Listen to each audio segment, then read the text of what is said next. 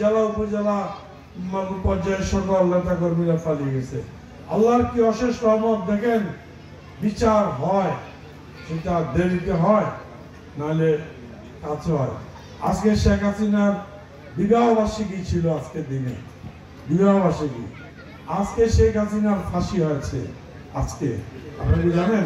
শেখ হাসিনা তাহলে এর চেয়ে বড় পাওয়া কি? আমি মনে করি আজকে খালেদা জিয়া তো হাসবে না। এই মুহূর্তে খালেদা জিয়া কি করছেন আমি এটা চিন্তা করতেছি। এটা শোনার পরে খালেদা জিয়া কি ভাবছেন? তিনি নিশ্চয়ই সুখী হবেন না, তিনি হাসবেন না, তিনি দুঃখ পাবেন।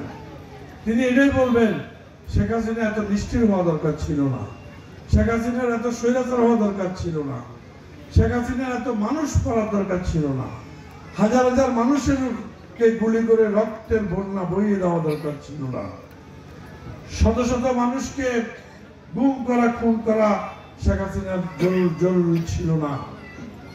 তাহলে আজকে শেখ হাসিনার ফাঁসি হতো না যদি তার না করতো। অতএব শেখ হাসিনা ছিল একজন স্বৈরাচার, ফ্যাসিস্ট। সে স্বৈরাচার হয়ে গেছে। সে সারা জীবন যতদিন জীবিত থাকবে ততদিন ক্ষমতা থাকবে, মস্তদে থাকবে, এটাই ছিল তার স্বপ্ন, যার জন্য সে মানুষকে মানুষ মনে করে নাই। তার মতো সমান একজন প্রধানমন্ত্রীকে জেলে রাখছে। সে আমাদের বাচ্চা বাচ্চা তরুণ ছাত্রদেরকে গুলি করে রাজপাট করে মেরে ফেলেছে। শিশু মারা গেছে ওই আন্দোলনে, গত আন্দোলনে 50 জনের বেশি।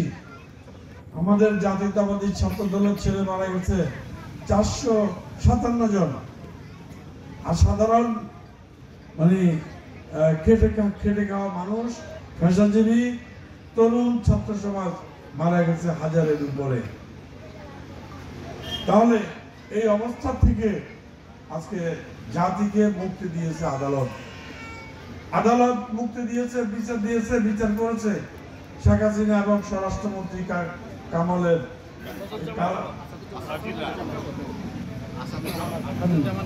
আসাদুজ্জামান কামালের আজকে ফাঁসি হয়েছে স্বরাষ্ট্রমন্ত্রী।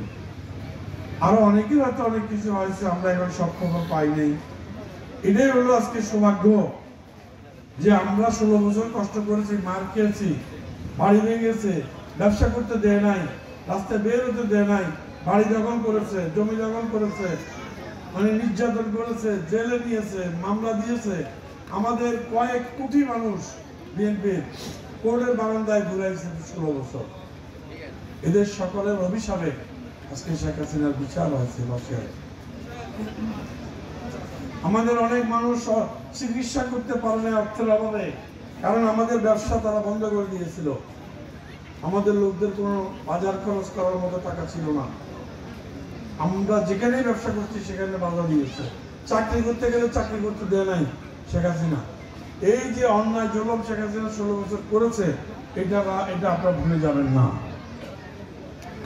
আপনাদের এলাকায় আমরা ক্ষমতা থাকতে অনেকগুলো উন্নয়ন করেছি, সবগুলো মনে নাই, কিছু মনে আছে, এগুলো আমরা আপনাদেরকে বলছি। সম্ভবত আপনাদের